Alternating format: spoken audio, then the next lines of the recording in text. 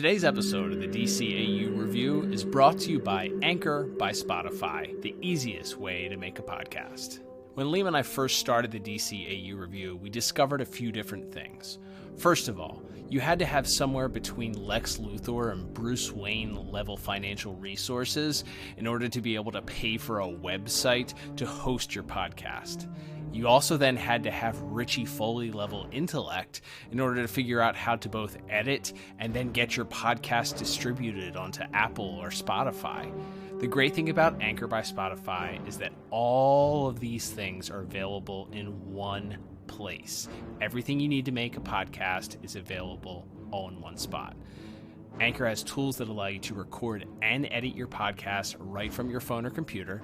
And when hosting on Anchor, it makes it very easy to then distribute your podcast on listening platforms like Apple Podcasts, Spotify, Google Podcasts, and many more.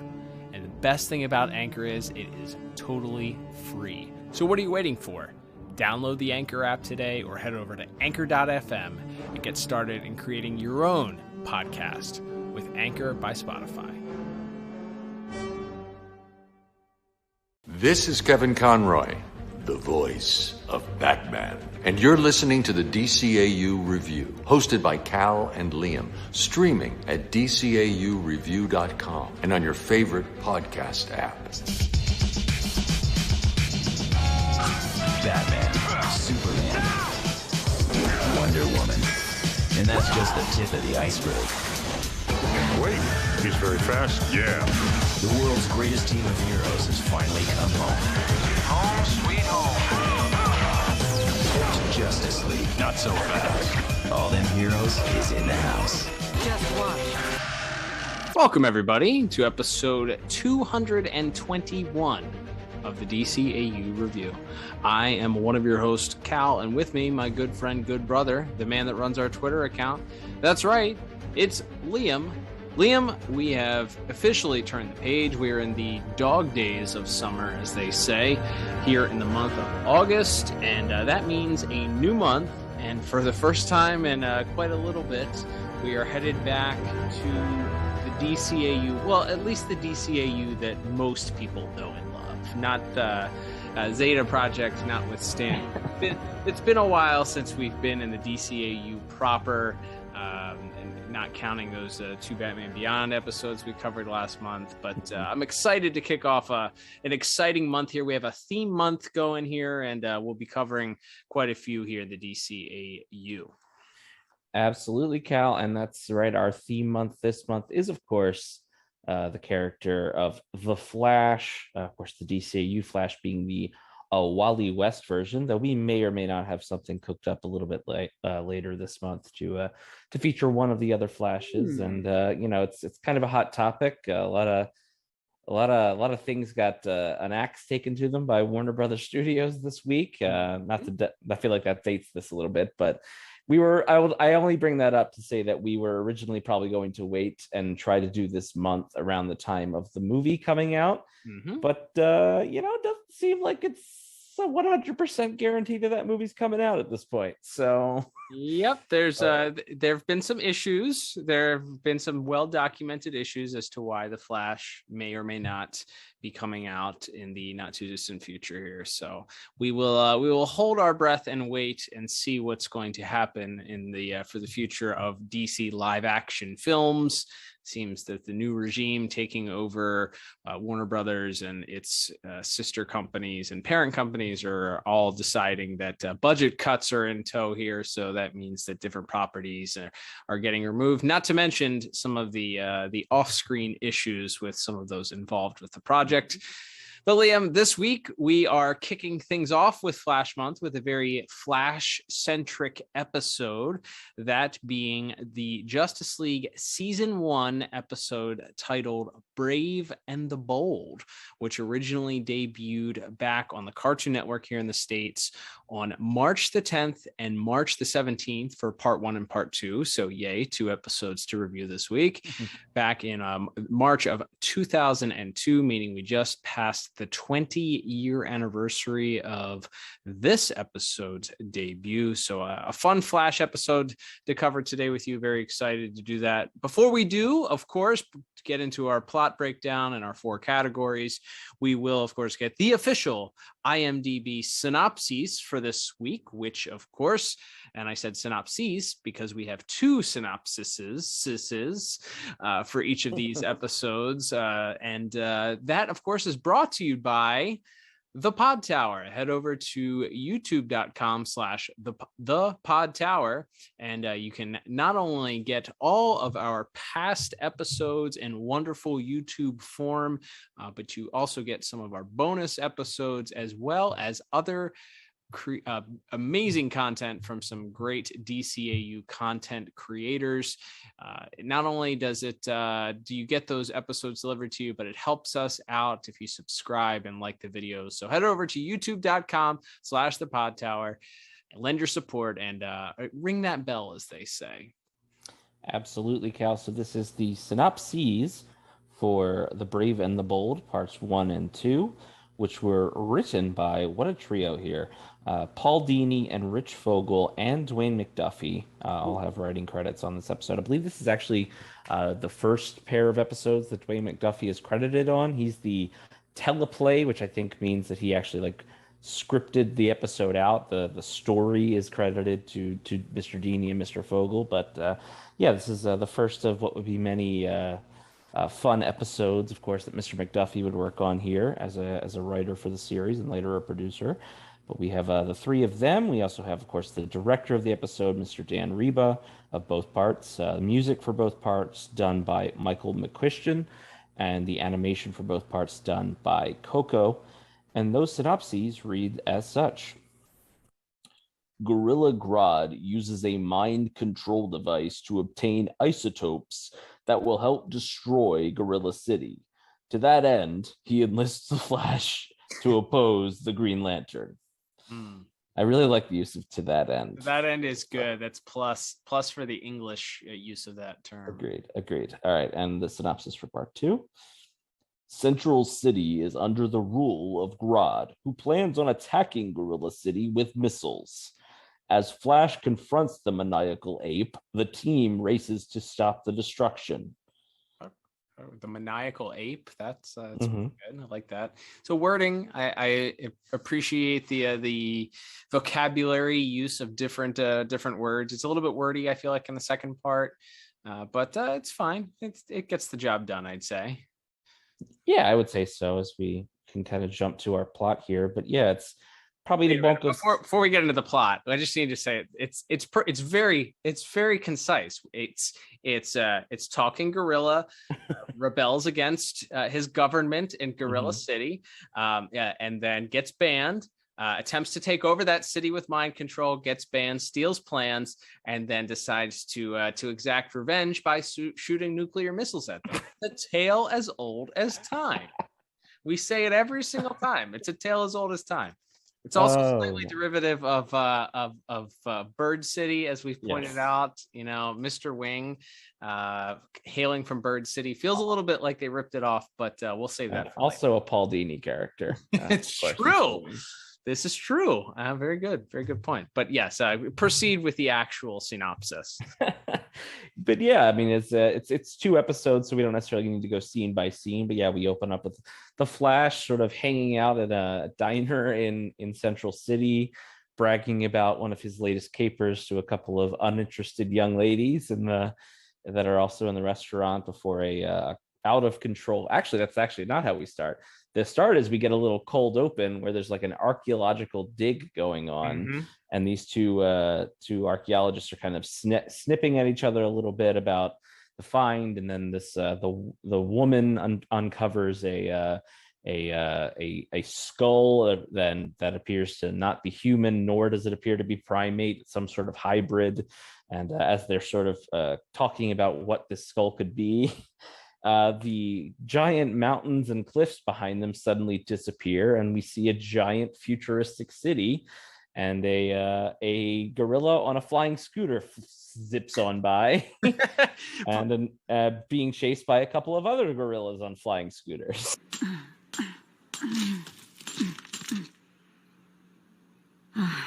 What's the saying? Mad dogs and Englishmen? All for a good cause, my dear. What's this?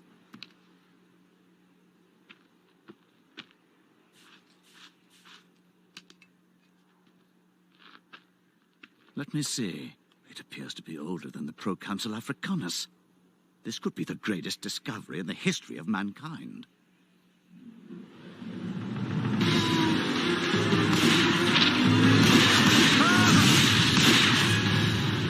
Humans!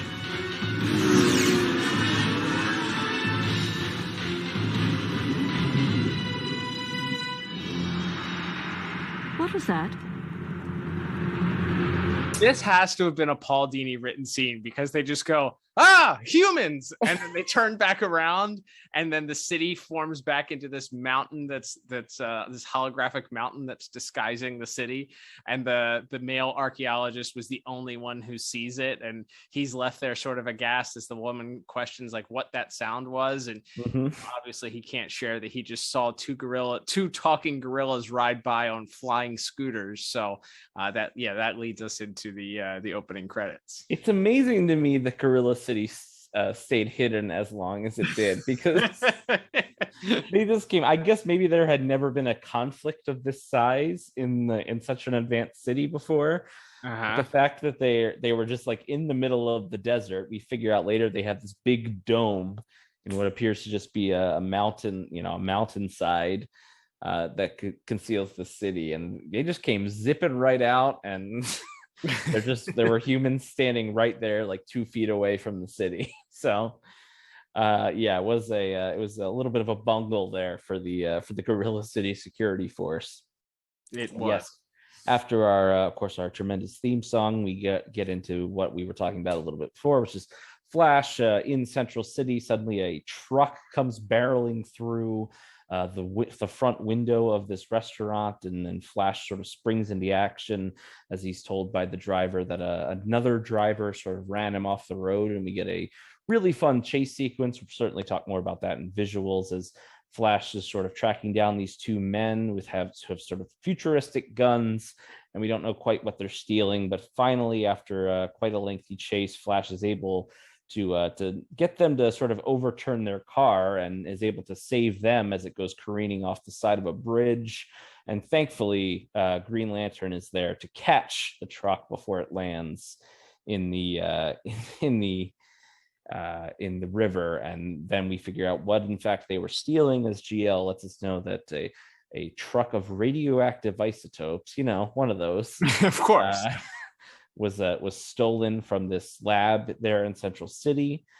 So GL and Flash go to investigate, and they meet up with this immediately very suspicious doctor, who we'll later find out is kind of our co-villain of this episode. But she's kind of quick to brush it off that these two people were scientists. That's the other note, is the two men driving the truck once Flash and Green Lantern capture them don't seem to have any memory of what happened or how they got on this bridge, or certainly don't have any memory of trying to steal these isotopes. And Flash and Green Lantern go off to visit this mysterious doctor. She kind of brushes them off and just suggests that they must have been under a lot of stress. And this is, though we don't maybe realize it right away, this is our first introduction to Grodd.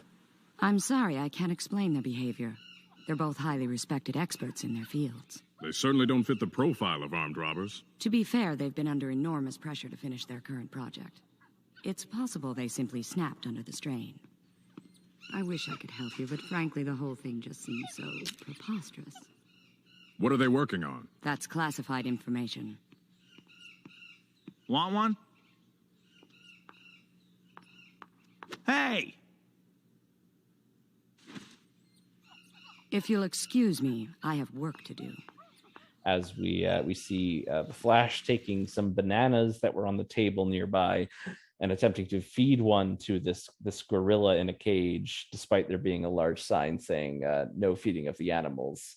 And speaking of gorillas, there's one on the loose in Central City, which kind of causes Flash to jump into action once again, and once again kind of leaving Green Lantern in the dust and trying to take it all on his own. As we sort of see the theme of the episode is the Flash keeps acting without thinking. Yeah, that's they're definitely setting that up as a character flaw for Wally, unfortunately. But as he chases after the gorilla, who manages to escape a whole lot of police through a couple of different playgrounds and through downtown Central City, jumping into a car, eventually carjacking someone, actually stealing the car and ending up in a high-speed chase with the Flash. The second high-speed chase of the episode, by the way. We're less than like 10 minutes into the episode. We have two car chases.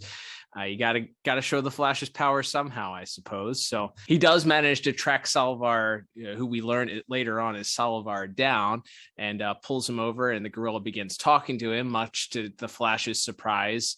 And it's from there that we see that Solovar is in the crosshairs of some sort of weapon. We cut up to the top of this roof, and wouldn't you know, it's that same Dr. Sarah who the Flash was just in the lab with the gorilla and the other primates. And she shoots the Flash with a ray.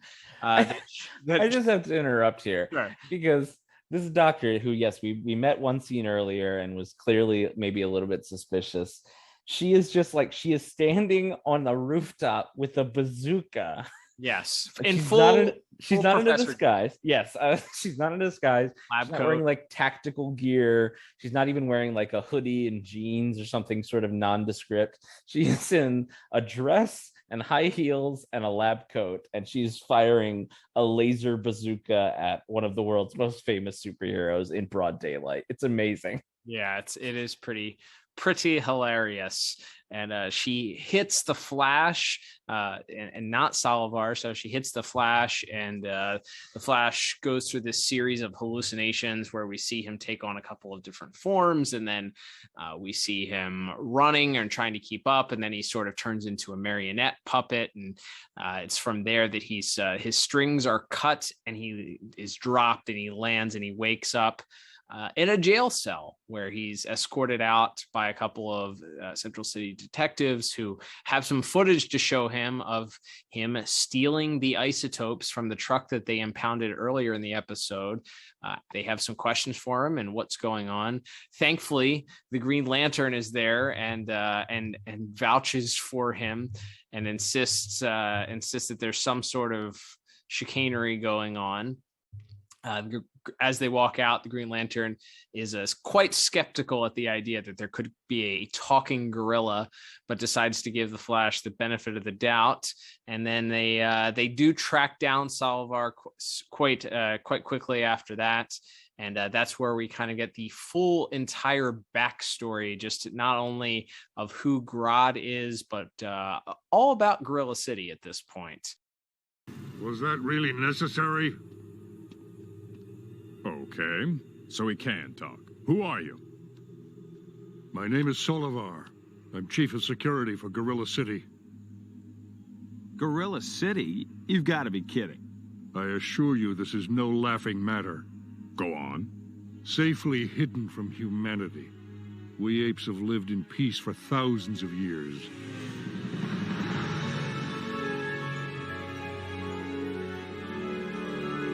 Until the Black Day, when a power-mad genius named Grodd tried to conquer our city with advanced mind control technology.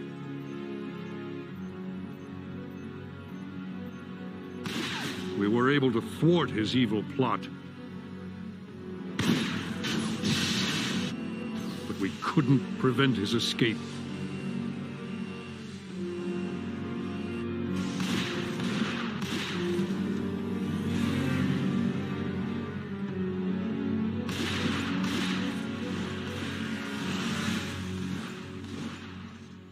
It wasn't until later that we discovered he had also stolen our city's security plans. Grodd has sworn terrible revenge on all who reside in Gorilla City. So that's why you're here? Yes, to stop him from carrying out his threats. And it's at this point that the Flash decides that, well, they need to go stop Grodd, and he knows exactly how he's going to stop him, and speeds away before Salazar can provide him with these headbands, which he gives one to Green Lantern and puts one on himself, which will keep them from both being mind controlled, as he's told Flash that that's exactly what happened to him, and why he ended up stealing the isotopes was because he was under Grodd's control.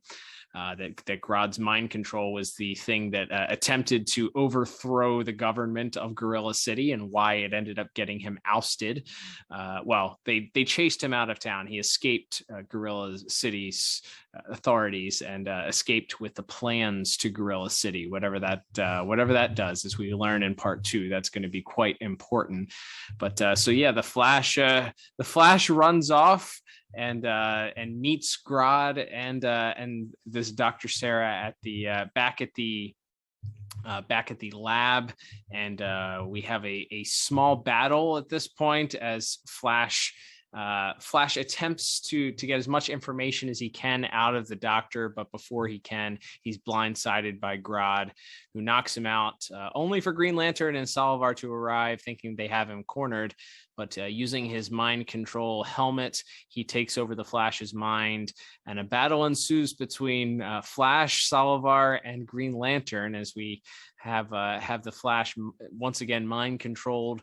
He is able to be overtaken by Green Lantern and Salazar, but we have the ending of our episode as Grodd turns on his isotope machine in the heart of Central City, and we get this cliffhanger that looks like Central City has been wiped off the face of the planet.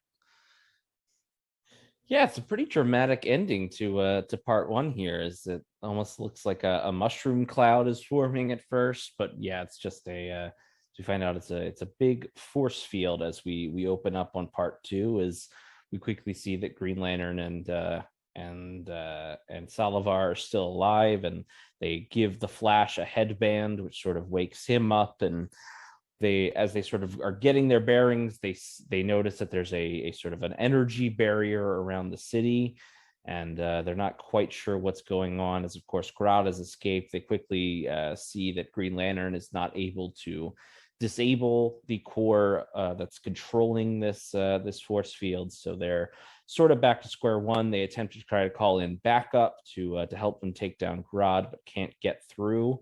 And that's when we finally get some other Justice Leaguers in this episode, which is right at the start of part 2. We have it's very quickly established that Martian Manhunter, Wonder Woman, and Hawkgirl are all on the watchtower, and they notice that's as is quite obvious that Central City has vanished, and that there's some sort of strange energy signature. So as they go to investigate it, they're quickly met by as they approach, that doesn't look like anything's there, but of course there is this field. The javelin sort of crashes into it, and they have to make an emergency landing. And the Justice League is quite aware that there's something going on here, but they aren't quite sure what to do about it or what exactly even is going on. But thankfully, Batman's here to do some exposition for us. Diana, I've analyzed the data you sent. Can you tell us how to penetrate the force field? Not yet, but I've discovered something else. A second energy signature, similar to the one you've encountered, except it's in Africa. Africa? Could the city have been transported there? Unlikely, but it's worth investigating. I'm sending coordinates to your onboard GPS. I'll rendezvous with you there. Yeah, thankfully, he learns that there's a force field of similar energy size and giving off the same sort of energy signal as that one in somewhere in Africa. They speculate that perhaps Central City has been shifted to Africa, but they're not sure. So Batman readies the javelin or one of the javelins, I suppose, because this one was somewhat damaged in the original finding of or attempt to find Central City. So Batman and then the Wonder Woman and Hawkgirl and Martian Manhunter all pile into the javelin and fly to Africa for the time being, at least, to an attempt to find out just what this other energy signal could be. Meanwhile, we are back in Central City at this point, and the Flash awakens and he's given one of his headbands to protect his brain from being controlled, and he and Green Lantern and Salvar begin exploring what's going on in Central City. It's very quiet until they stumble upon a bit of a rally. I would call it a rally, maybe perhaps a political rally. I don't know, but there's somebody parallels to it. Yeah, somebody speaking very loudly and riling the crowd up, almost seemingly with a cultic control over the crowd. Seemingly gaining power from the headgear that he wears. Yeah, there's absolutely no parallels to draw here between this and real life, but seems very, very impossible to happen. There's no way this could happen in real life. But anyway, so as we get closer, they realize that Grodd is in fact the leader of this mob, and he's telling them about how humans are so terrible and they have a bad smell about them. That made me cackle, and they're off-putting and they're destroying the earth. So he's going to do his best to destroy everything, and they're gonna help him take over the world. People of Central City, the age of hairless, simple-minded humanity is over. Today, a new age dawns. Today, Grodd rules.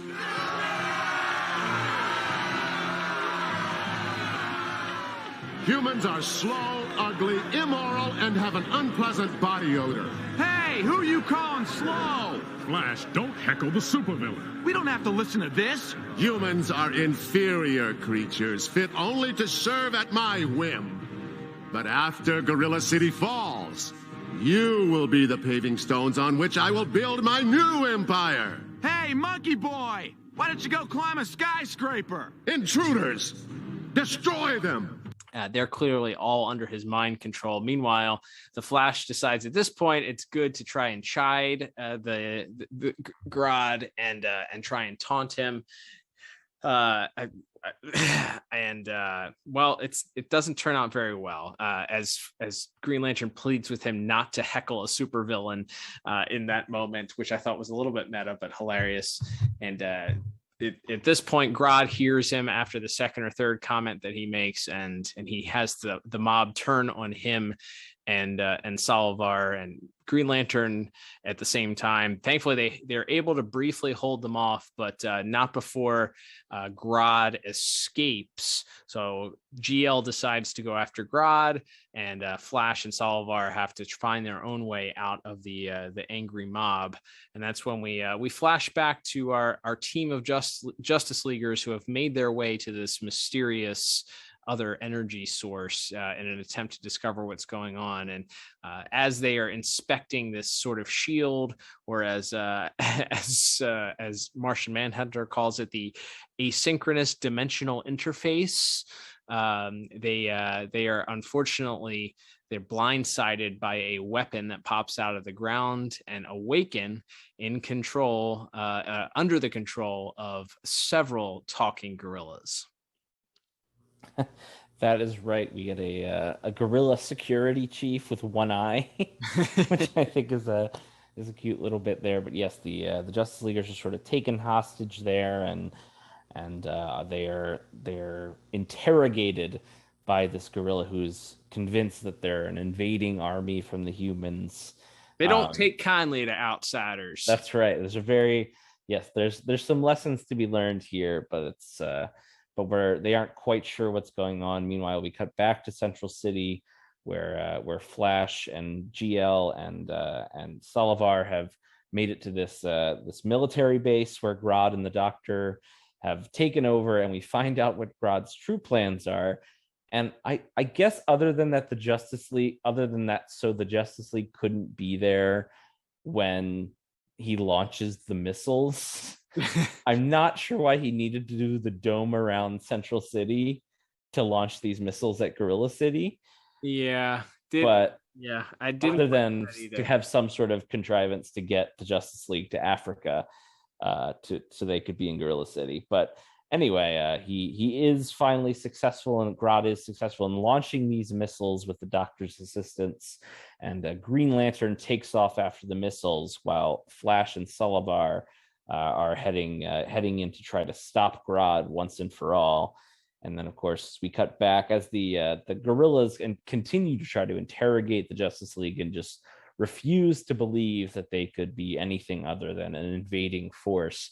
Batman is able to free himself and uses his gadgets to free Wonder Woman and Martian Manhunter and Hawkgirl, and they are able to escape, and they run out into Gorilla City. We have like a really funny bit that I'll probably talk about. I don't know if I would talk about this in visuals, but there's just like, I don't know if this was intentional comedy, but there's a bunch of shots where it's like the three people that can fly zipping through the shot, and then Batman's like jogging behind. Like, I mean, somebody should have picked him up. I mean, at least two of the three people that can fly also have enough super strength to carry a human body with them. I'm not sure why Batman had to run and swing behind them, but that happens for a bit, and then we're kind of cutting as we get to the final here. We're kind of cutting between them trying to escape Gorilla City. We have Green Lantern in the air trying to take down these missiles. He's able to take down two of them. However, as the other two begin to approach Gorilla City, as he destroys the second one, a piece of shrapnel kind of catches him off guard, and he is out of commission. So there's two missiles left heading for Gorilla City, with the Justice League and the security force there, as the force field has gone down, and the security chief is now sort of just going to leave the Justice League to their own devices, as he feels like they have to regroup to figure out what Grodd is doing. And Wonder Woman sort of steps up and offers to help Gorilla City in their time of need. And then so that's sort of our end here. We have the confrontation as Wonder Woman and Martian Manhunter and Hawkgirl are able to stop the missiles seemingly, and on the other hand, we have Flash and Solovar coming face to face with Grodd for their final confrontation. Yeah, that's right. And thankfully, Green Lantern awakens right before he hits the ground. I actually had forgotten. I thought for some reason that Hawkgirl had been the one to save him, but he actually just by happenstance happens to awaken before hitting the ground. Mm-hmm. But again, it's too late. So as the two missiles head towards Gorilla City, thankfully, Martian Manhunter meets one of the missiles out and is able to disable it. Hawkgirl also adding to this character is super headstrong. This is early on in season 1, as we mentioned. So they're still really establishing this sort of one dimension of Hawkgirl's character, and that is she is headstrong, and that she thinks first with her fists and not so much with her brain. So she goes a full attack mode on the missile with her mace, and which allows part of the missile to break off, but then the other half is still headed towards the city. Thankfully, Wonder Woman is able to step in front of it, and it actually looks like at the last second that perhaps the missile has taken out Wonder Woman, as she sort of pulls a Superman here and gets in front of it, using her super strength, puts her feet in the ground in an attempt to slow it down. Eventually it does, but unfortunately lands on top of her. Batman, again, running on the ground, shows up and it begins to start digging with his hands very forcefully, attempting to dig and try and get Wonder Woman out from underneath of it. But this is a weird moment, I feel like, because Martian Manhunter should be able to read whether or not Wonder Woman is still alive or not.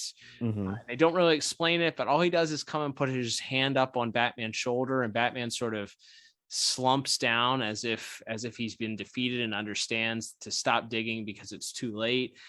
But of course, we get the missile lifting up just a half second later on, and Wonder Woman stands up to cheers, and she mentions that the fates were on the side of Gorilla City that day because the missiles have been defeated at that point. So she notices that Batman has gloves that have been dirtied by his attempt to dig and free her, or to search for her, and she gives him a little peck on the cheek, which of course this is one of our first instances of Wonder Bat shipping for the series. She gives him a little peck on the cheek, and then Batman sort of bashfully turns away at that point. So so that wraps up our portion there at Gorilla City for the time being.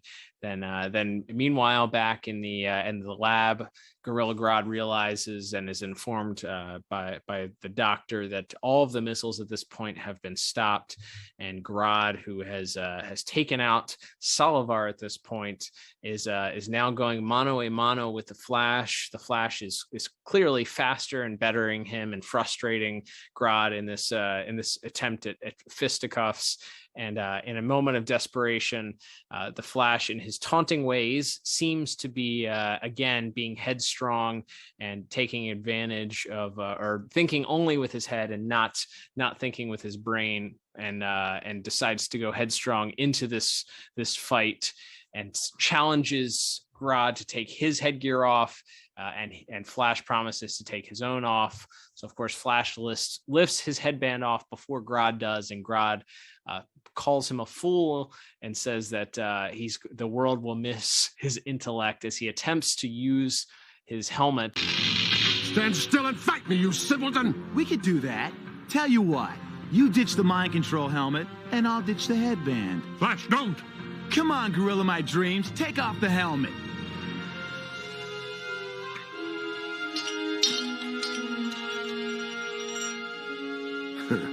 You're a bigger fool than I thought. Oh, yeah? Well, you're naked. The world will miss your sparkling intellect. Goodbye, Flash.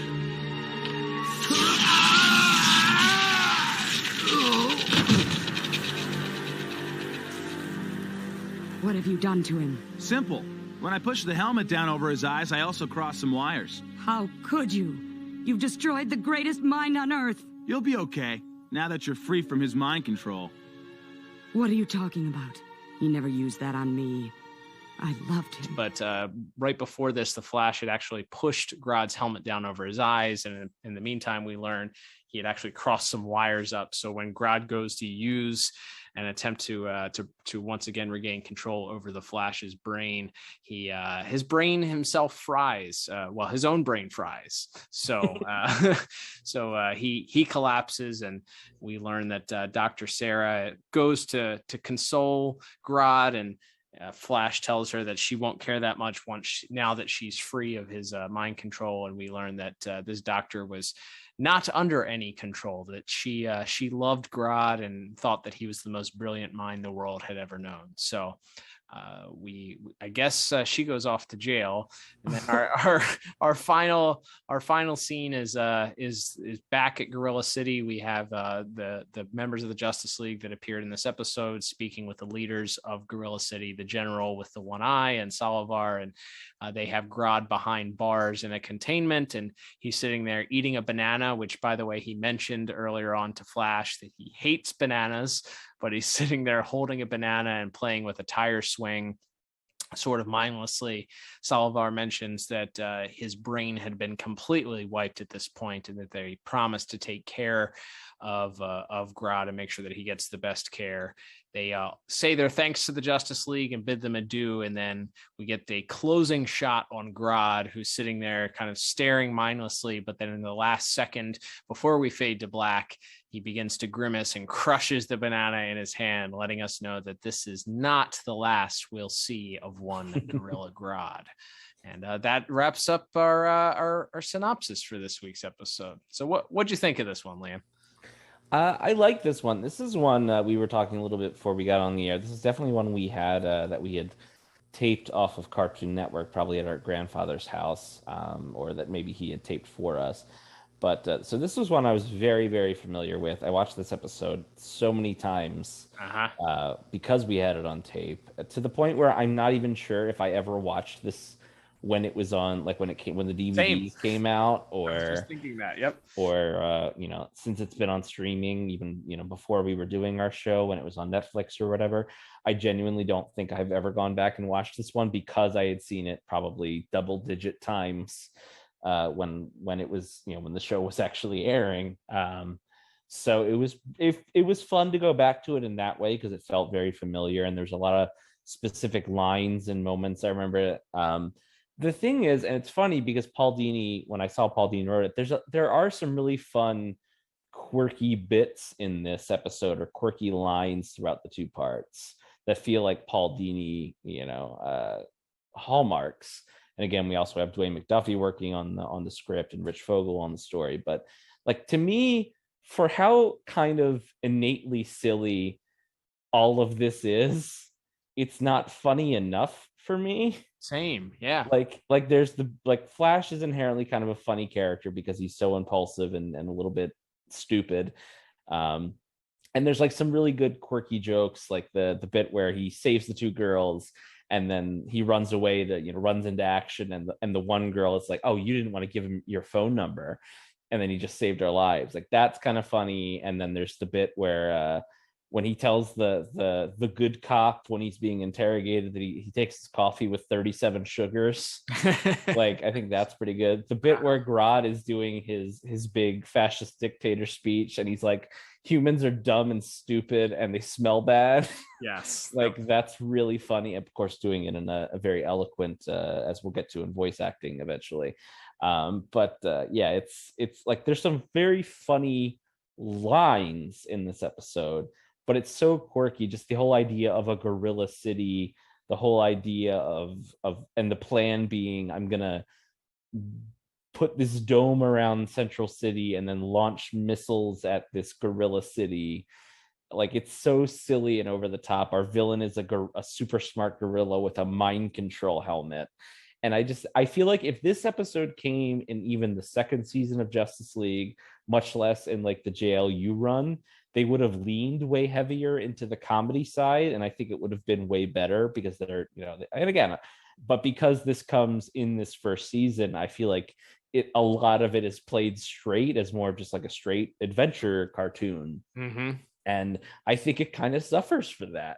Yeah. Because like I said, I think there are some funny moments, and I think the plot as it is fun. I also think the episode gets less interesting when the other Justice Leaguers are involved.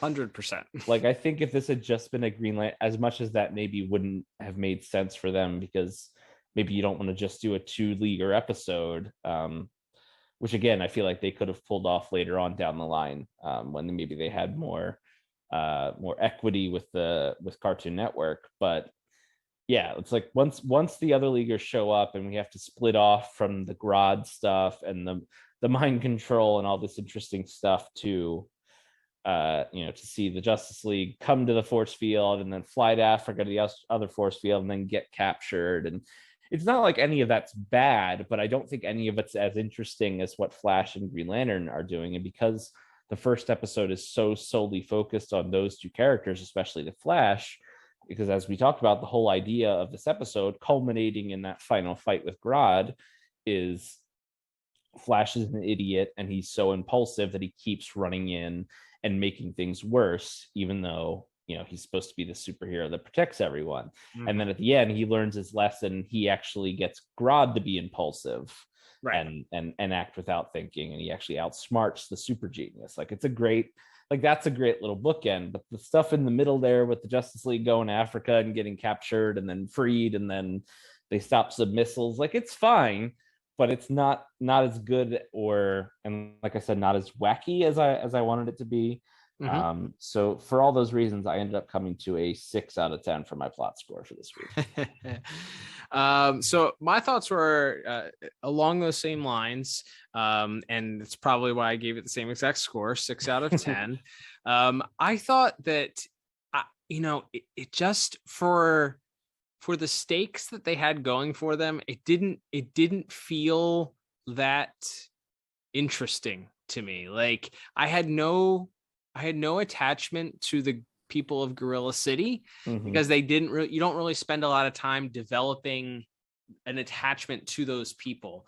I think I was thinking about like the War World episode, right? Like, the mm-hmm reason why you kind of feel for Draga at the end of that episode is because you learn that this character that is so brutal had this family, and they give him a backstory, and they give him this sort of emotional impact for what's going to happen to him if he ends up losing to Superman and why he's fighting and all that stuff, right?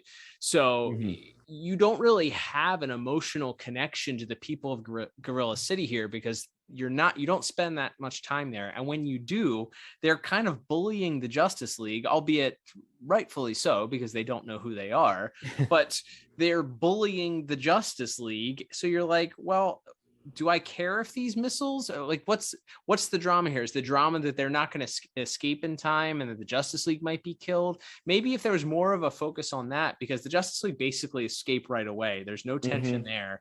So maybe if the story had been written so that you're thinking that these captured Justice League members could be killed by these missiles because they're trapped by this guerrilla army and they're not able to escape, and you build the tension up there, that could have been one direction that would have made it a little bit more interesting. Maybe you develop the Salivar character a little bit more. You have all of the action take place in Gorilla City or in proximity to Gorilla City, so that you're able to sort of develop this emotional attachment to the people. And then when the missiles are incoming, you start to feel a little bit more anxious and upset about it. But I didn't care. Like, I didn't care that the missiles were going there. I didn't care that they didn't give you time to feel emotionally connected to anything in this episode, really, other than you're rooting for, of course, your heroes.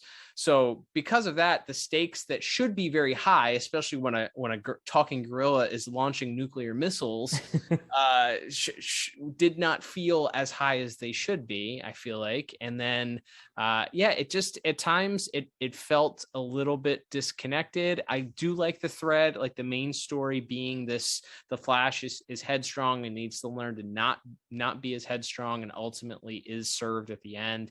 But I think because the other Justice League members are brought in for such a large portion of part 2, you miss some of the impact that had on the Flash, or the sort of aha moments for him to sort of come to the realization that he does need to slow down and not be so quick to action, and should focus on being quicker to think. But we don't quite get enough beats in the story because it's divided attention between this B story of the other members trying to discover, what's going on. So for all those reasons, and just because some of it is there is some action here, but it's most of the action in part 1, as I mentioned. There's 2 car chases, which feels like you should have like a cap on an episode of how many car chases you can have. Car chases are effective. We've talked about it before. Usually when they do the visuals and they pair it with some good music and you have the tensions rising, it's a great combination. But when you just had this chase to start things off, and then probably 5 minutes later you have another chase occurring, feels like you should have saved that for another point, or introduced the Salivar character to Flash in a different way, as opposed to the Flash just had this big car chase. Hey, let's have him chase down another car to stop Salivar, but he doesn't even stop Salivar. It's he's hit by this missile ray in the process. It's not terrible. There are some points to chuckle with. I think the most surprising thing also is that I didn't watch the credits, so I didn't notice Paul Dini's name said. I don't think I would have known this was a Paul Dini episode, which there's usually signature humor and signature moments. And maybe it's because it was divided between him and Mr. Fogel and Mr. McDuffie. So it wasn't just all of Paul Dini's brain uncensored sort of working on the episode. But you almost expect more zaniness and wackiness from him. And this episode was certainly, I feel like, devoid of that in part. So again, something else to just write in there. It's early Justice League episodes. They're still finding their footing. There's still fun and enjoyment to be had for this episode. But maybe not their strongest outing when you put both parts together. Agreed. All right, Liam, let's move on to our animation and visuals. As you mentioned, the director of this episode is Dan Reba. Dan Reba, that's right, the great Dan Reba. And then Coco was responsible for the animation. What stuck out to you as far as animation for the episode? Well, speaking of car chases, probably that opening sequence where Flash is chasing down the isotope truck. I think that's really fantastic.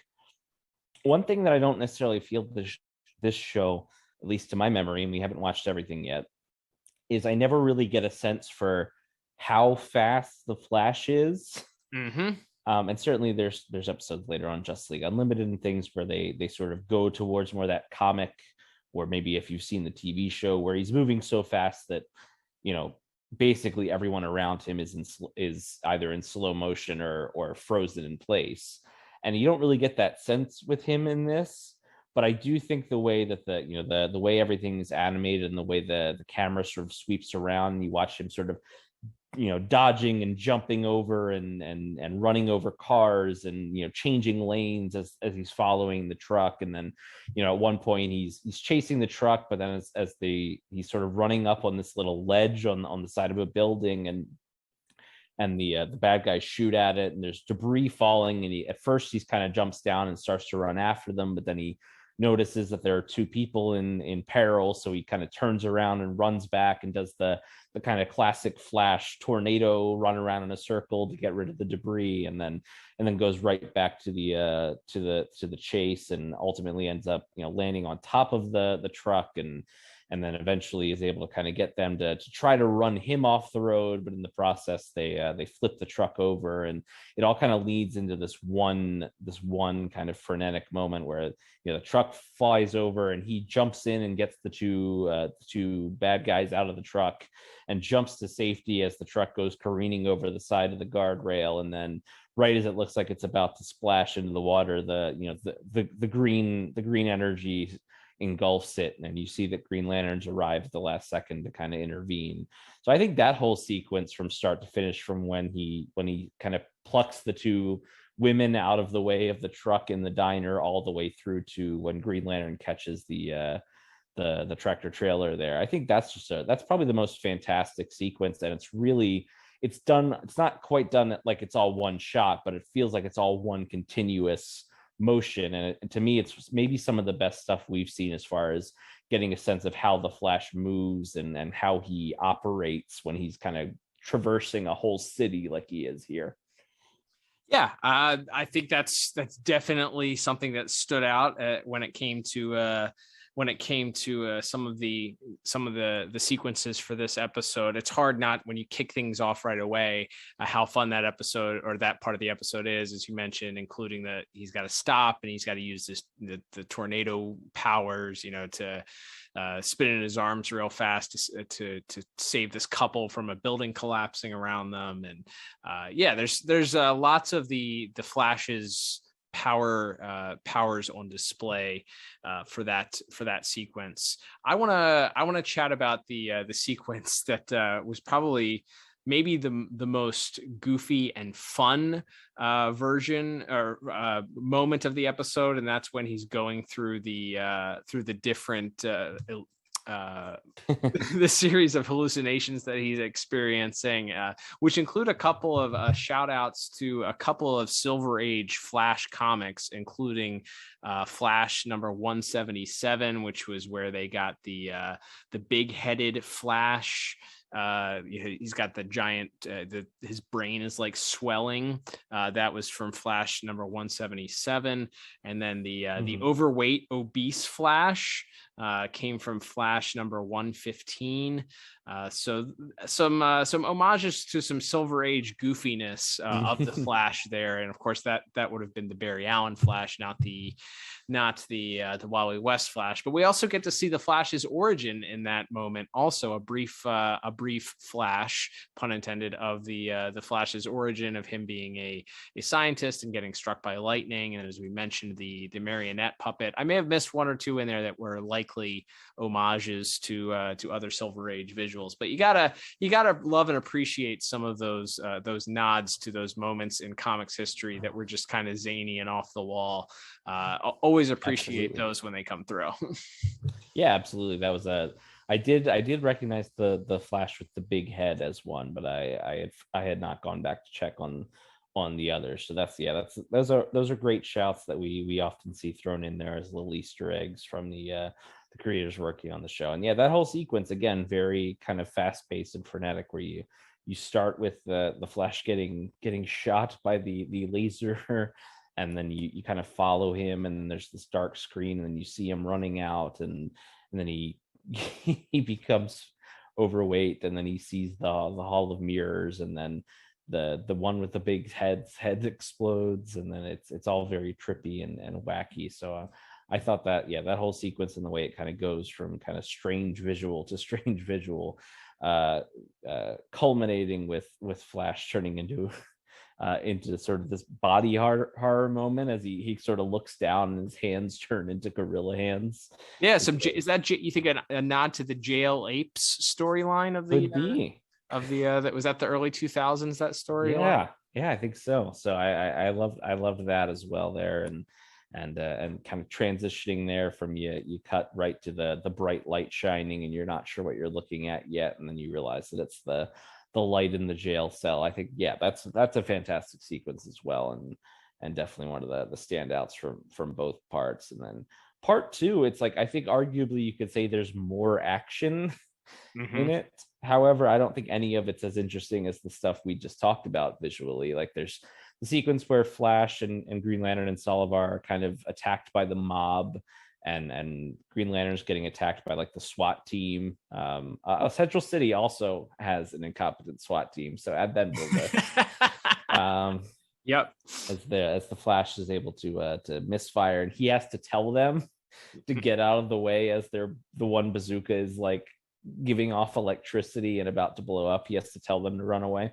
But they do, and then you have like we said, the bit where Batman, they sort of telegraph it as the gorilla interrogator is kind of talking to Hawkgirl and Martian Manhunter. You see Batman pull out the lockpick and start messing with the cuffs, and then sort of when we cut back, he frees himself and throws the Batarang into Wonder Woman's cuffs, and she breaks free, and that kind of sequence is kind of fun. I should mention here, I was noted that the backgrounds for Gorilla City are reused from the Legion's city in New Kids in Town.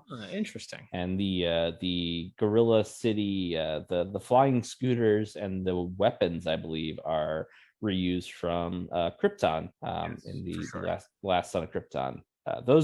Those I did pick out. I was like, wow, that gun design looks real familiar. And then that's good. And then once I was able to look that up, but yes, it was taken right from the last Son of Krypton there. So some reused assets, but I don't think it's anything too obvious to where it takes you out of anything. But yeah, that part too, like I said, there's action, and I think the final bit there as they're stopping the missiles, like there's kind of a fun sequence where Jean phases through one and kind of just takes out the computer or whatever and crushes it. That's kind of fun. You watch it kind of crash down, and then the sequence there is Hawkgirl kind of smashes the missile and it kind of breaks in half, and she goes after the one half, but then the actual warhead itself is still rocketing towards the city, and Wonder Woman sort of reaches down, and you see the metal sort of begin to crush underneath her hands, but she's still not quite slowing it down. And we get the big dramatic Hera, give me strength, and her legs kind of hit the ground, and you see her start to dig into the ground to try to stop this thing, and then it finally comes to this big this moment where it crashes, and she's able to stop it from going off. I think that's good intense, but to me there's not a lot in part two that I think is like anywhere near as good as those two visuals from part one that we talked about. As far as what was distracting, I feel like in part two there was a couple of things that I did notice. There's one sequence where Green Lantern gets buried under some rocks. I think it's in the maybe opening part of the second part, maybe maybe it's the very first scene, I forget, but there's a scene where he's buried under some rocks, and the animation of him kind of bursting out from it was very, very stiff.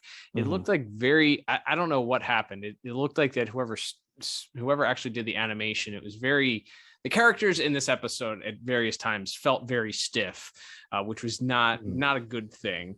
And then there's a couple of gaffes like with the headbands, where in one shot Green Lantern's chasing the missile and they cut to him and the headband is off, and then the next part they cut back to him and the headband's back on.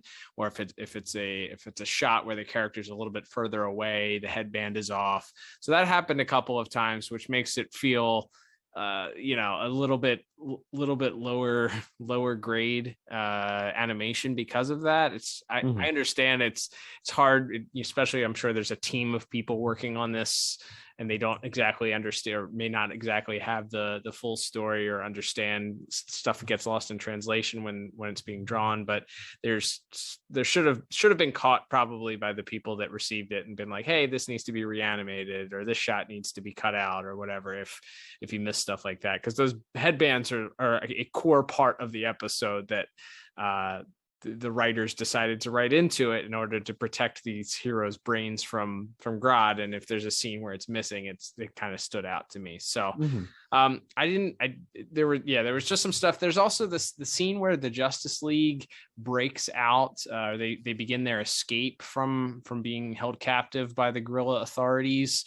There's a brief fight scene what starts out pretty interesting. Batman escapes, and then he uses his grappling hook to stick to the ceiling, and there's some fighting that ensues. But there's a shot, and I rewound it twice because I just wasn't sure, but there's a shot where Batman comes into the screen after he's used his grappling hook up.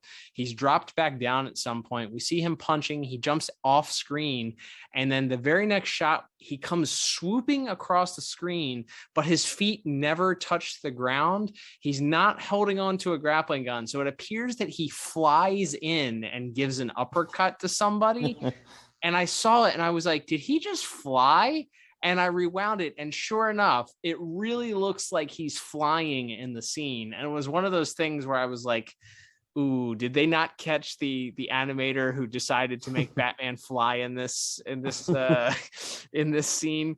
There's a commentary someplace. I forget which episode it was, but Bruce, I think it's World's Finest, yes, where they had to send some of the animation back because Batman was flying in the episode. So I wonder if this is one of those instances where the animator was like, sure, Batman, they don't know all superheroes fly, so Batman flies in the scene and it just wasn't caught. Or if there's another explanation for it, then maybe he got thrown by Martian Manhunter from the other side of the room or something like that. They did the old fastball special. Yeah, perhaps. Yes, perhaps that was it. But it certainly appeared that he flew across the screen.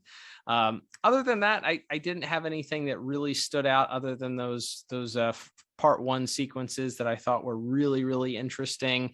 I like GL chasing the missiles down. I thought that was pretty solid. I do love the way that Wonder Woman stops, again, she fills in for the Superman role here, gets to kind of forcibly get in front of the missile and use her strength to stop it as she puts her feet into the ground. I did like that, but there's not really much action when it comes to the way of Grodd versus Flash. It's Flash dodging and dipping and Grodd punching computers, so you don't get much fisticuffs there. There is a solid punch landed by Green Lantern into Flash's jaw in part one. That was great once Flash gets his mind taken over by Grodd. But yeah, I didn't think anything was bad, but nothing really stood out as like a standout sequence other than maybe the hallucination sequence and the car chase. So I went with a 6 out of 10 for my score. Yeah, I went just 1 point higher. I went 7 out of 10. Like I said, I think that final bit with Wonder Woman catching the missile, and then probably most of my other score comes from part one. Like I said, I think the dream sequence and then the sequence there with Flash chasing down the truck at the start, and the Sullivar chase when Sullivar's driving the convertible is pretty fun and wacky as well. So. Not necessarily a home run everywhere in the episode visually, but definitely still some strong stuff. Absolutely. Let's move on to music next, Liam. As you mentioned at the top, one of our dynamic music partners, Mr. Michael McQuistion, responsible for this week's music.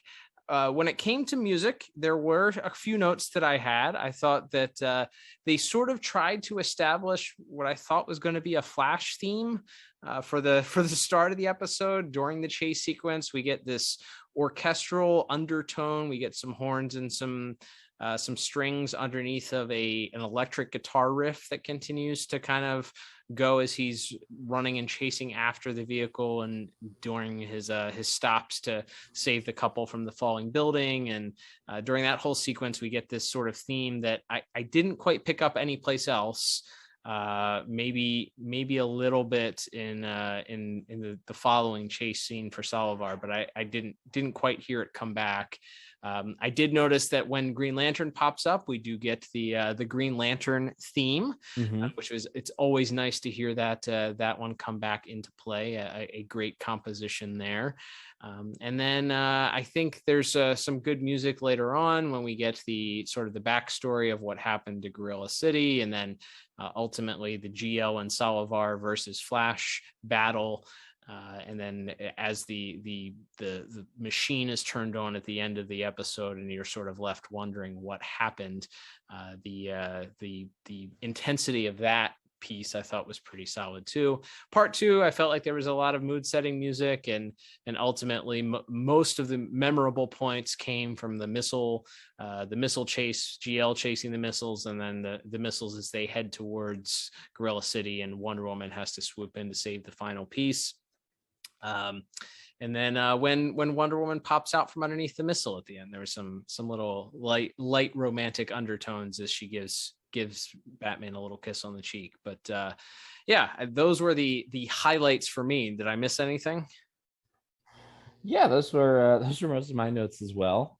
Yeah, I thought the Flash chase music I thought was really good.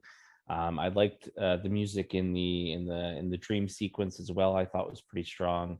I did note the GL theme that comes in quite a few times, which I appreciated as well. And then a little bit of the Wonder Woman theme, I think, when she takes on the rocket. And they choose as I feel like we didn't hear a lot of those the earlier show themes in this first season of Justice League. There's when Batman sort of breaks out of the cuffs in part 2, there is like a pretty good. Sounds like maybe a little bit of the main the Lolita Ritmanis Justice League theme plays a little bit, but it's kind of more just morphs into the I guess sort of the standard Justice League action beat there, where you get some horns and strings and everything as the tempo sort of rises as the action increases. But yeah, I thought maybe that's maybe a bit of a missed opportunity to not rely a little bit more on the character themes when you have the sort of character specific moments there, like they did with Green Lantern and Wonder Woman here.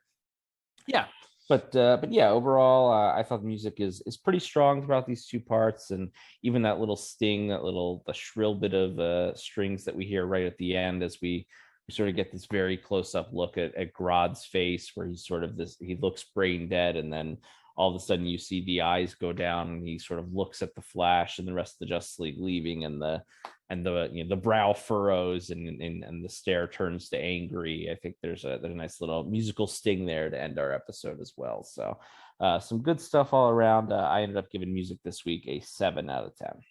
Nice. I went with the exact same score for that very reason. I think the GL theme really brought it up at least a point for me. The rest of the music is fine.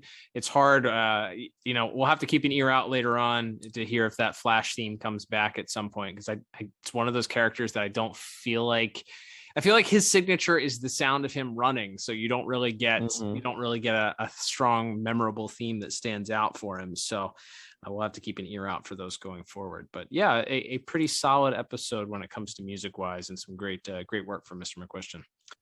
Absolutely. All right, Liam, let's move to our final category of the week, which of course will have a lot of familiar names with our Justice Leaguers, but quite a few notable actors in places here. Let's talk about this week's voice cast. That's right. So briefly, I'll just mention we do have Phil Morris, a character we've talked about quite a few times on this show, as he most famously, probably to fans of the show, voices Vandal Savage later on in this series, but does quite a few voices across various Warner Brothers animation So fun to see him here early in the show, just playing the angry guerrilla general. Yeah, also for some big names throughout the rest of our cast here. Our other guest stars playing Dr. Sarah Carwin, which is apparently that's the doctor's name. Who knew? It's Virginia Madden, who folks would know from the movie Sideways, as well as I think both the original and the 2021 reboot of Candyman, the horror movie. Oh, okay. As the doctor, I don't feel like she doesn't get a lot to do. I feel like there's a little bit of that wacky twist at the end where it turns out she isn't mind controlled is kind of funny, but she doesn't get much to do. But it's interesting that I guess this is other than that this establishes Grodd's continued is fetish the word? He's not a fan of humans, but he seems to like the human ladies. Yeah. That sets up for later on in the series. His love interests are all female humans. You're right. So. Absolutely. So there's that. I will also mention Miss Madsen. She ends up going on to play Roulette, which I feel like gives her, maybe this was a bit of an audition, or maybe they felt like I don't think this character, Dr. Corwin, does she come back? I don't think she's back. Unfortunately not. No, I would have liked to have seen her become a Cadmus. Yeah. That's a great call. Yeah, and so instead of coming back, but they did bring Miss Madsen back playing Roulette later on. So yeah, there we go. And then we elsewhere in the cast we have he gets so much more to do in the other episodes that I feel like this one is almost a disappointment going back to. But playing Grodd is of course the great Powers Booth, who folks would know from Sin City. He's the president on one of the seasons of 24, and quite a few other voice acting roles to his name. But just like such a tremendous voice for voiceover work. Yep. But he doesn't get a ton to do here. He has the funny line in part 1 about I hate bananas.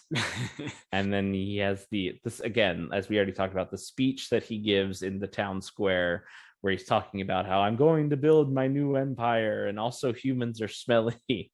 Like, I think that's kind of funny. He gets to show a little bit of that. Like, he's such a windbag. Like, he's so full of himself and so sure that he's this superior being. And then probably his best stuff comes at the end, maybe of part 2, where he's kind of getting more and more enraged as the missiles are getting destroyed and Flash keeps taunting him. Yeah, as you mentioned, I think there's at least 2 more episodes that we get of better Powers Booth work here in Justice League, and then of course much more in the Justice League Unlimited run. But yeah, he's a fantastic voice actor. I don't know that you would put this episode on if you were sitting somebody down and being like, this is the best work that Powers Booth did, because as you mentioned, there's not as much for him to do for the episode. I think the line about humans being smelly and when he's giving the diatribe from the stage is fine. He doesn't have to show a lot of emotion, but I think the arrogance and the cockiness that come out in his dialogue in the final scene with him going up against Michael Rosenbaum, who we'll talk about here in a second, it really is the true opportunity we get to see the hubris and the arrogance that he's able to sort of give this character, who, as we mentioned, is so often the Achilles heel for these villains is their belief that they are the smartest people in the room, and ultimately is their undoing. And truly in this last scene where he believes that he's once again caused Flash to act impulsively, and he's just about to wipe his brain and turn it into mush, and does so gleefully as he again once again puts Flash's intelligence down right before he's about to use this helmet. A great opportunity for Mr. Booth to be able to have sort of shown off some of the intensity that he would later show off in other performances as Grodd. So yeah, not the greatest showcase for him because of the amount of work that he has to do, or the lack thereof. But I think in the few scenes where he was asked to kind of go toe to toe with our main cast, he does a fantastic job. Absolutely. And then our other guest star of the piece here, we have David Ogden Sears as Solivar. Folks would know from MASH, and did voice work in a lot of the classic Disney films, especially probably most famously Cogsworth and Beauty and the Beast. But just wonderful voice. Like, I love listening to this guy talk. Yeah. And you're like, yeah, this is about what I would think a talking gorilla would talk like. It works. Like, you can just tell he's an old pro, and he's got a lot of exposition to dump, because he has to explain everything about what Gorilla City is and who Grodd is and what the central conflict of everything is, and explaining the mind control headbands and all this stuff. So he's got a probably more than is generally asked of a guest star, or at least sometimes can be. And I think he does a really good job, and sort of him playing off of our main Justice Leaguers. I think he does a pretty good job. Yeah, I mean, it's hard to argue with his pedigree. Not only did he play Cogsworth, I was just reading that he played Governor Radcliffe in the Pocahontas movie. That's right. So he has quite the resume of Disney performances and films, and people getting cast and recast in Disney films. You have to have something about you to be able to be cast in multiple franchises or multiple different stories, especially in those Disney animated classic movies. So he has a smooth way of talking. The delivery is very natural. As you mentioned, it doesn't feel like maybe at first you're like, well, what would a talking gorilla sound like? And then you're like, okay, yeah, this is good. But it's also different enough where you don't naturally compare it to the Ultra Humanite that we've heard, or even Grodd's voice. There's a differentiation. Yeah. Between the two, or the other talking gorillas that we see, and it fits the character model and the visual that they made the Solivar character have. So yeah, I think he does a wonderful job, and has a lot to do because of the amount of screen time that character gets in interaction with two of our main characters. So not only are you asking a guest star to come in and sort of go toe to toe with a voice actor like Powers Booth, or to get into conversations with Phil Lamar and Michael Rosenbaum, two DCAU legends, but you're also asking him to carry the lion's share and have many scenes of dialogue with these great actors. And I don't think he felt overmatched at any point. I feel like he pretty much held his own. So would agree with you on his performance being certainly enjoyable for this week. Absolutely. And then as you mentioned there, Cal, we do have quite a few of 6 of our 7 original Justice Leaguers in action this week. We have, of course, Maria Canales-Barrera as Hawkgirl. We have Kevin Conroy as Batman, Susan Eisenberg as Wonder Woman, and Carl Lumbly as Martian Manhunter. Like we sort of talked about in the plot, none of them get a lot to do because this is so much a Flash and Green Lantern story. Like we said, they only all pop up in part 2, and then they've kind of got to share a lot of kind of vague expositional dialogue about the force fields and everything. And then, nobody really has a lot of opportunity to shine here as far as our main cast, except with the exception of the two main stars of this week's episode, that being, of course, Phil Lamar as Green Lantern and Michael Rosenbaum as the Flash. Obviously, like we said when we kicked this off, this is Flash month, so we picked a Flash-centric episode. And the best part of this episode, I would say, is we're really building that sort of buddy cop vibe between Michael Rosenbaum's Flash and Phil Lamar's Green Lantern throughout these 2 parts. Yeah, it's exhibit A of the relationship that would build between these 2 guys. We briefly touched on it in our Green Lantern Spotlight episode that we covered. You can hear that in the archives at DCAUreview.com. But obviously, having not necessarily reviewed this episode yet, we weren't able to kind of go into full detail or to even sort of break things down. As you mentioned, it's not one because it was so much in early rotation for us when the series was on. It was not one that we went back to frequently. So yeah, to be reminded of sort of the budding bromance between these two, and the relationship as they're complete opposites in so many ways, as is laid out quite apparent in the episode, as Flash is headstrong and John is much more cool, calm, and collected, and thinks things out first and wants to plan, and is sort of overwhelmed by the Flash's jump the gun mentality on so many things. But at the end, it's clear that Green Lantern has admiration for Flash for having sort of learned his lesson, and realizing that he sometimes needs to slow down and use the old brain. So yeah, there's some witty back and forth between the two of them. It's nice to see the sort of the budding, as I said, the very early beginnings of this relationship starting here, and Mr. Rosenbaum and Mr. Lamar's performances definitely contribute to that. I will say I don't know if it was some of the lines that was Smallville still filming during this time? Probably, right? So I believe when the first season's dialogue was recorded, that's pre-Smallville. Okay. So this is like maybe like because this debuts in like 0102. Smallville is on the air in September 01. Okay. So like I think most of this, if not the whole first season, is recorded before Smallville. I wasn't sure. The reason I asked is that there were at times where it didn't feel like they were in the same room sort of talking to each other. There were some lines that I felt like the Flash delivered that felt just slightly disjointed from the reaction. And again, it's early on.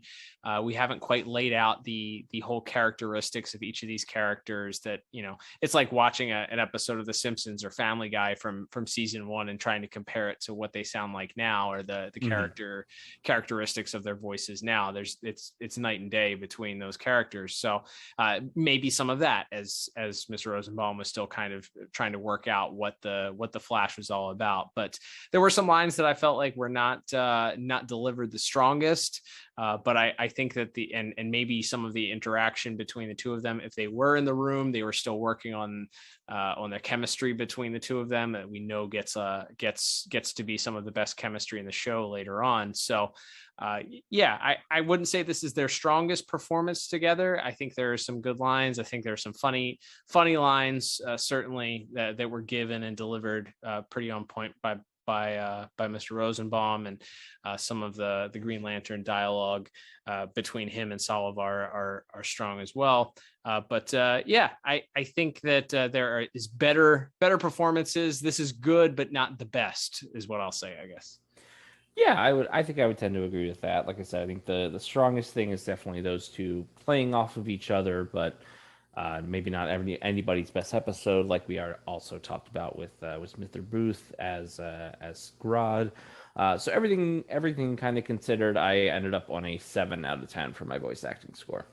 Nice. I went just a tick higher. I went 8 out of 10 for mine. I think for all the reasons that we mentioned, and just the multiple performances by some of these legendary voice actors. I think Mr. Sears did such a fantastic job as Solovar that it probably brought mine up a point or two. So 8 out of 10, 7 out of 10. Nothing to be ashamed of when it comes to scores, though, for our voice actors.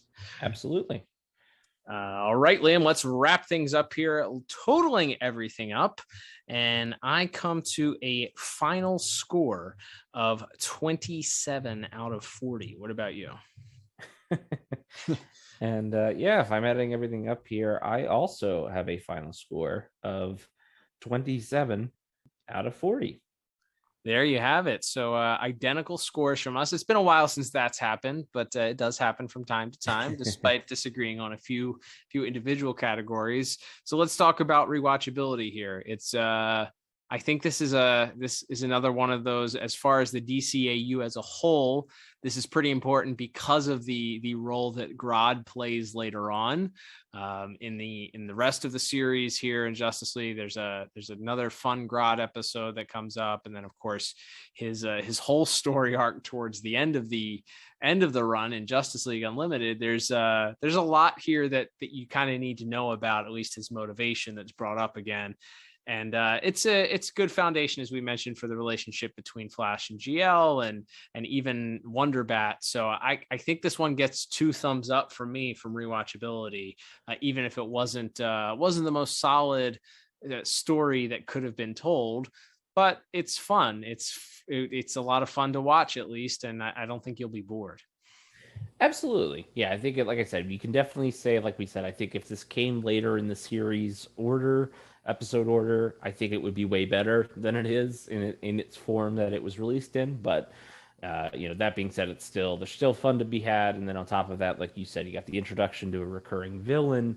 You've got the furtherings or the beginnings of some of the the great interpersonal relationships that the main Justice Leaguers form throughout the rest of this series and into JLU. So yeah, I think this is an easy double thumbs up. There you have it. All right, Liam. Well, that will begin to wrap us up for this week. Thank you, everybody, for tuning in. Don't forget, you can support us a few different ways. Subscribe to us on your favorite podcast app. If it lets you leave a review, go ahead and leave a 5-star review. And if it allows you to leave a little paragraph telling people what you like about the show, do so as well. You can subscribe to us on the Pod Tower, youtube.com/the Pod Tower. Subscribe to the channel, like our videos. That helps us. If you want to support us monetarily, there is a link at the bottom of each and every post that we do via your favorite podcast app or at our anchor.fm page. You can click on that and donate that way. You can also pick up some merch. Head over to DCAUreview.com for the entire archive of our show, and then you can check out our merch on the merch tab. Just click on that. You can pick up a piece of merchandise, and that supports us as well. Don't forget to follow us on your favorite social media platform. Twitter and Instagram are the main ones that we use, at DCAU Review on both of those. Check us out. Join in our conversation. Chat about what you thought about this week's episode. What's your favorite Flash episode, etc., etc. Join in the Flash Month celebration here. Liam, Flash Month continues next week with another Flash episode. Let's give the listeners a little preview. That's right, Cal. It's going to be another episode of Justice League, another 2 episodes of Justice League. We'll be tackling, this time jumping into season 2, and the 2-part episode Eclipsed will be coming up next week. Oh, very exciting. And one that I don't think I've watched too often, not in the heavy rotation, so it'll be like getting a brand new episode of Justice League in some parts, I feel like. So absolutely excited to watch that with you as we continue with Flash Month. But until then, I'm Cal. And I'm Liam. And we'll talk to you on the next episode of the DCAU Review. Adios.